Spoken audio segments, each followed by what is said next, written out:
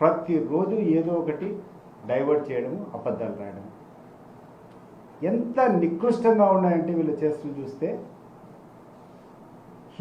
హిందూతత్వము లేకుంటే పవన్ కళ్యాణ్ ఆ రోజు పోయి మెడికల్ అడిగినాడు కొండపైకి, తిరుమల కొండపైకి ఎక్కి, పవన్ కళ్యాణ్ గారు నువ్వు పోయి మొత్తం కలుషితం అయిపోయింది, ఈ తిరుపతి లడ్లంతా కలుషితం అయిపోయినాయి, ఇక్కడంతా ఏదో చేసిన తప్పు జరిగింది, అపరాధం అని చెప్పి మెట్లు కడిగినటువంటి పవన్ కళ్యాణ్ గారు ఈరోజు 2 లక్షల కేజీలు గోమాంసము విశాఖపట్నంలో బయటపడింది.